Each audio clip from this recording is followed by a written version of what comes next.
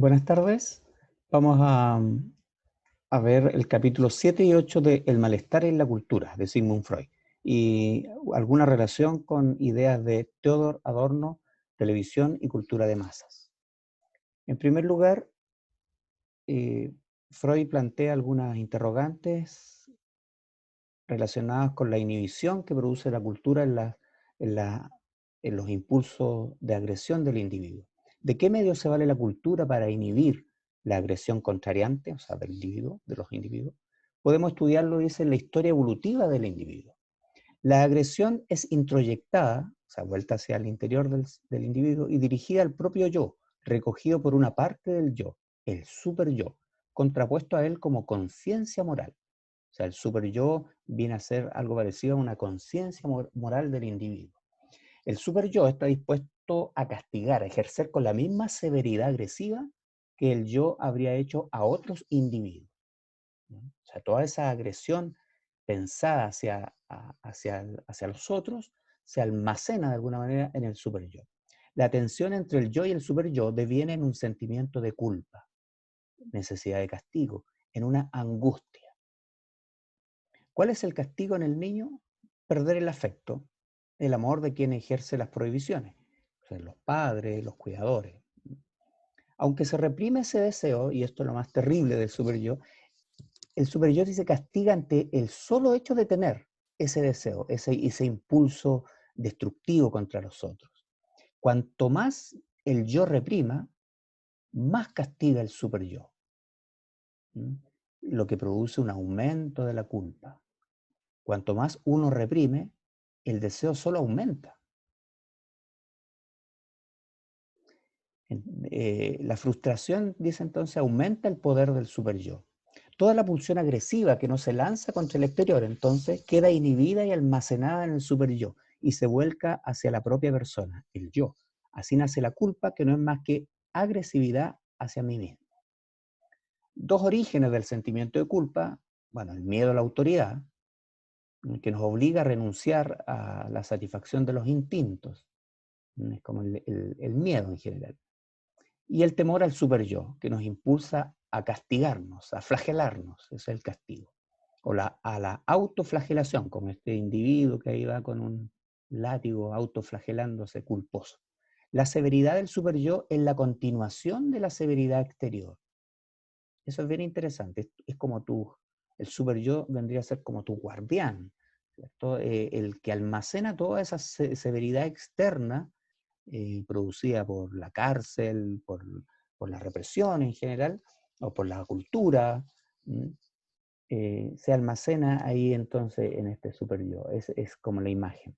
Se renuncia a las satisfacciones para no perder el amor a la autoridad, a la autoridad exterior, a los padres en general. Y queda saldada las cuentas y ya no debería haber culpabilidad.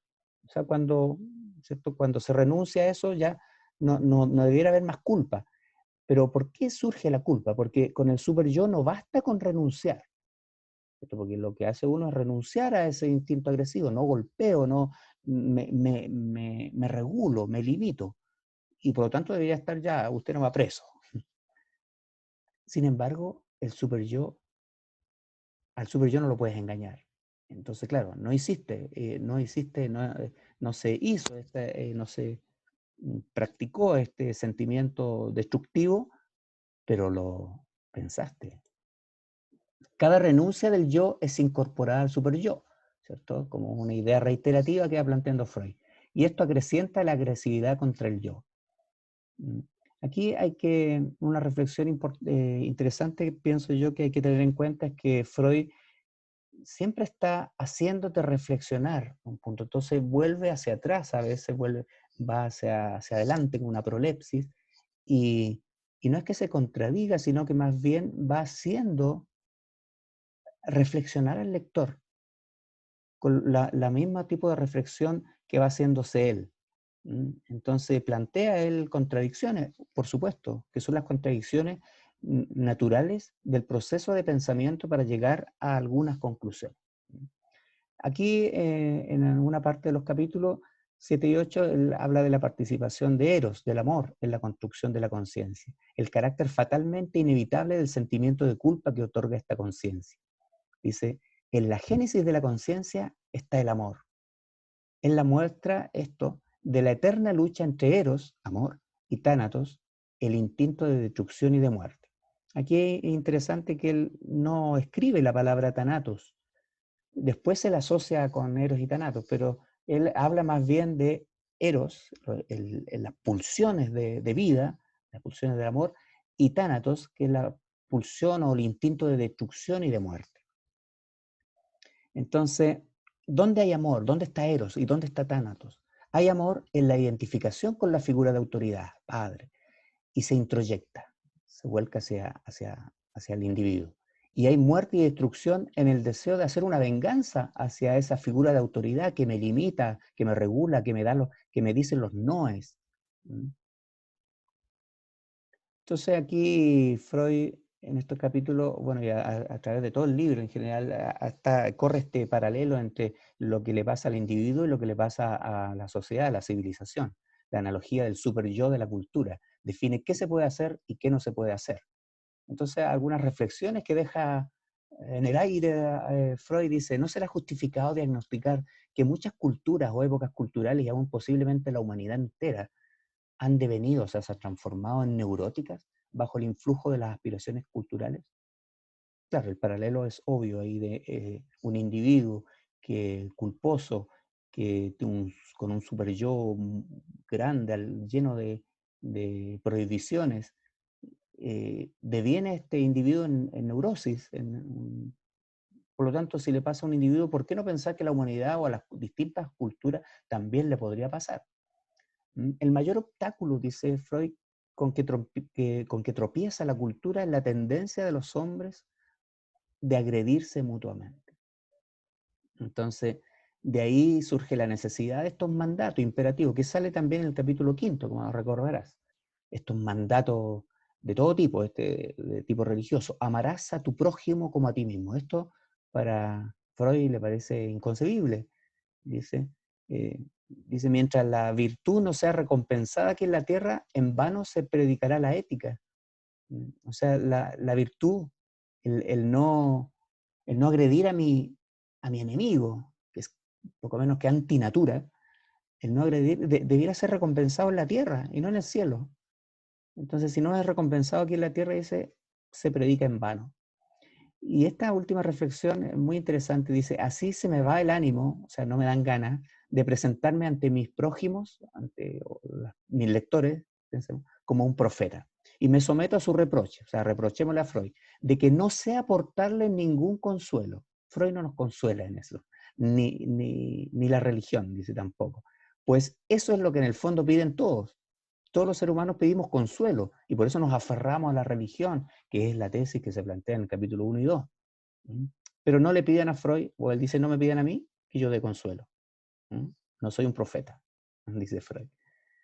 Termina El malestar y la cultura con una reflexión muy, muy bonita. Dice, hoy los seres humanos han llevado tan adelante su dominio sobre las fuerzas de la naturaleza que con su auxilio les resultará fácil exterminarse unos a otros, hasta el último hombre. O sea, ese es Thanatos, la pulsión de muerte. Ellos lo saben. De ahí buena parte de la inquietud contemporánea y de su infelicidad, de su talante angustiado. Y ahora cabe esperar, dice Freud, que el otro de los dos poderes celestiales, aparte del Tánatos, el Eros eterno, haga un esfuerzo para afianzarse en la lucha contra su enemigo igualmente inmortal. Pero ¿quién puede prever el desenlace? Fin de El malestar y la cultura. Veamos algunas ideas que podrían relacionarse con la de El malestar y la cultura de Freud en el sociólogo, psicólogo Theodor Adorno. Superyo, sociedad manipuladora y televisión. Él escribió el ensayo en la década del 50 que era Televisión y cultura de masas. La reiteración constante de valores convencionales se da porque se teme que la gente siga realmente sus impulsos instintivos. Claro, ¿cierto? La pulsión de muerte, los instintos destructores. A menos que se les asegure constantemente desde afuera que no deben proceder así. O sea, los mandamientos, ¿cierto? Las normativas, las leyes. Cuanto menos es creído realmente el mensaje y cuanto menos está en armonía con la existencia concreta de los espectadores, tanto más se lo mantiene en la cultura moderna. Cabe reflexionar sobre si una inevitable hipocresía es concomitante, o sea, que actúa junto con ella, con el afán punitivo, castigador, y con la dureza sádica. Esto está en armonía con el supuesto compartido por un gran número de especialistas en las ciencias sociales, según el cual ciertas tendencias políticas y sociales de nuestra época, en particular aquellas de naturaleza totalitaria, se nutren en buena medida de motivaciones irracionales y a menudo inconscientes. Es la asociación que hace Adorno con las sociedades totalitarias. Dice, esto concuerda con la sospecha tan difundida de que en la actualidad la mayoría de los programas de televisión se propone producir o reproducir las mismas notas de pasividad intelectual y credulidad que parecen ajustarse a los credos totalitarios, por más que el mensaje superficial explícito de los programas televisados sea antitotalitario. Es decir, el mensaje explícito, que es antitotalitario, y el mensaje oculto, ¿cierto? Que es que, según Adorno, pertenece más bien a un credo totalitario. Hay una imagen de Goebbels, ¿cierto? Que es un gran artífice de la manipulación de las masas, ¿cierto? O de hacer que la gente tenga las ideas que el régimen o la autoridad quiere que tenga, como el gran super yo. Los guiones de televisión, volvamos a Adorno, constituyen un procedimiento astuto para fomentar la adaptación a condiciones humillantes, a tal fin presentándolas como objetivamente cómicas y presentando la imagen de una persona que experimenta incluso su propia posición desmedrada, o sea, como algo cómico, libre de todo resentimiento. No pienses, dice la tele. El psicoanálisis ha descrito el síndrome oral que reúne las tendencias antagónicas de rasgos de agresión y dependencia. La manipulación en la TV no actúa de manera lógica, sino con asociaciones. Y aquí él le da una importancia a la educación, a toda la institución educativa en general, como transmisora de las normativas, al comercio, a las noticias, los más media, el poder de los medios de comunicación, que van creando estas prohibiciones.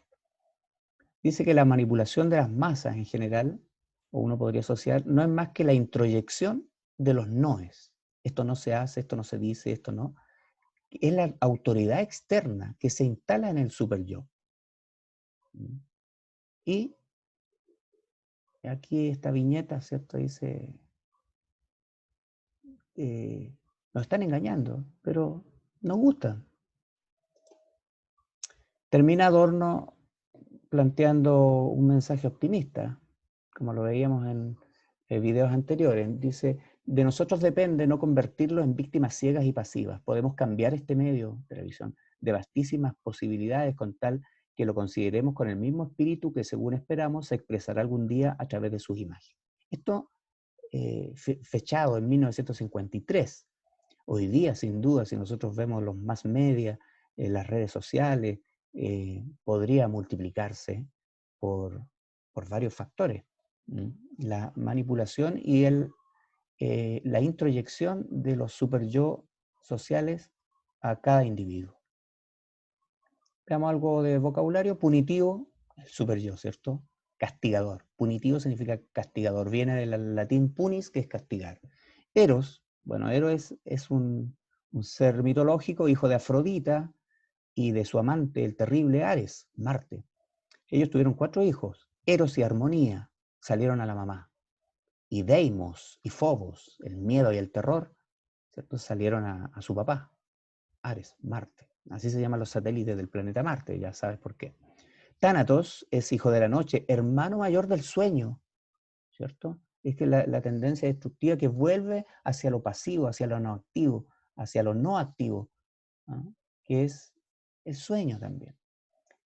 Tánatos representa la destrucción o la muerte. Y Ananké, que se menciona en el capítulo 7, es la madre de las parcas, es lo inevitable, lo necesario, la compulsión, ¿cierto? Lo que no se puede evitar. Bueno, y se menciona siempre aquí las tópicas, primera y segunda tópica.